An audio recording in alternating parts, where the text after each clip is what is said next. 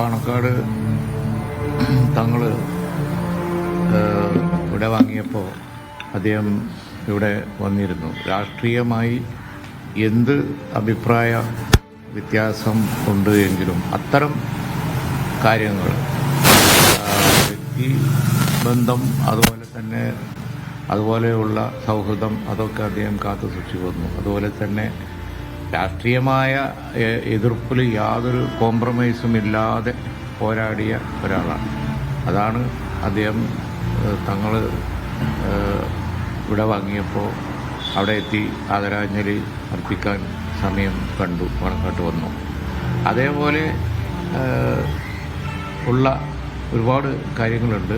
പക്ഷേ ഇവിടെ തങ്ങൾ പറഞ്ഞതുപോലെ തൻ്റേതായ രീതിയിൽ അദ്ദേഹത്തിൻ്റേതായ ഒരു ശൈലി ഉണ്ടായിരുന്നു.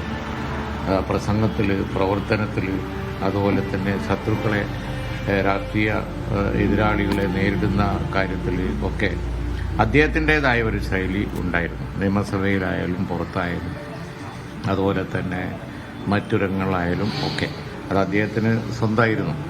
ആ ശൈലി അദ്ദേഹത്തിൻ്റെ അനുയായികളെ സംബന്ധിച്ചിടത്തോളം വലിയ ഹരമായിരുന്നു. അദ്ദേഹത്തിൻ്റെ ഒരു വലിയ അനുയായികളുടെ അദ്ദേഹത്തോടുള്ളൊരു വീരാരാധന അതൊക്കെ വളരെ വലുതായിരുന്നു. ഏറ്റവും വ്യത്യസ്തനായ ഒരു കമ്മ്യൂണിസ്റ്റ് നേതാവ്.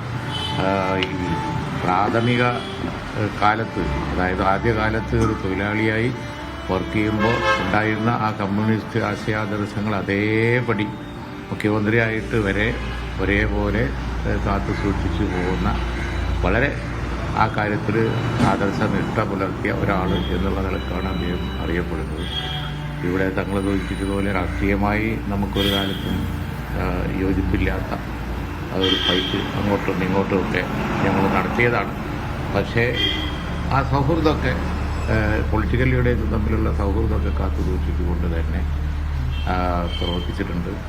മാത്രമല്ല അദ്ദേഹം മുഖ്യമന്ത്രിയായപ്പോഴും പ്രതിപക്ഷ നേതാവായപ്പോഴൊക്കെ തൊഴിലാളികൾക്ക് വേണ്ടിയും സാധാരണക്കാർക്ക് വേണ്ടിയും ഒരുപാട് കാര്യങ്ങൾ ചെയ്തിട്ടുണ്ട് എന്നുള്ളത് വസ്തുതയാണ്. ആ നിലയിലൊക്കെ നോക്കുമ്പോൾ അദ്ദേഹത്തിൻ്റെ ഒരുപാട് തീർച്ചയായിട്ടും ഒരു നഷ്ടമാണ്, പൊതുജീവിതത്തിനൊരു നഷ്ടമാണ്. അദ്ദേഹത്തിൻ്റെ അനുയായികളോടും കുടുംബത്തോടും ബഹുമാനപ്പെട്ട തങ്ങളും ആസ്പത്രിയിൽ പോയി കണ്ടിരുന്നു. അതേപോലെ തന്നെ ഞങ്ങളൊക്കെ പോയിരുന്നു. ഇപ്പോൾ അസുഖമായി ദീർഘകാലം കിടന്ന് ഇന്ന് ഇവിടെ വാങ്ങിയപ്പോൾ ഒരു വലിയ ചരിത്രമാണ് അവസാനിക്കുന്നത്. മറ്റന്നാൾ ആലപ്പുഴയിൽ നടക്കുന്ന അവസാന ചടങ്ങുകളിൽ പങ്കെടുക്കണം എന്നാണ് ഞങ്ങൾ കൂടിയാലോചിച്ചപ്പോൾ തോന്നിയത്. സൗകര്യം അനുസരിച്ച് ചെയ്യും. എന്തായാലും ശരി, സംസ്ഥാനത്തിനും ജനങ്ങൾക്കും ഇതിൽ കുടുംബത്തിനും ഉള്ള ഈ വലിയ നഷ്ടത്തിൽ നമ്മൾ പങ്കുചേർന്ന് ദുഃഖം അറിയിക്കും. നിയമസഭയിലൊക്കെ സമകാലികനായിരുന്നു, ദീർഘകാലം സമകാലികനായിരുന്നു. നേരിട്ടുള്ള ഒരുപാട് സംസ്ഥാനങ്ങളൊക്കെ ശ്രദ്ധിക്കപ്പെട്ട സംസ്ഥാനങ്ങളൊക്കെ ഉണ്ടായിട്ടുണ്ട്. വളരെ അധികം പോരാടിയിട്ടുണ്ട്, അങ്ങോട്ടും ഇങ്ങോട്ടും പറഞ്ഞിട്ടുണ്ട്, ഫൈറ്റ് ചെയ്തിട്ടുണ്ട്. ഇപ്പോൾ നമുക്ക്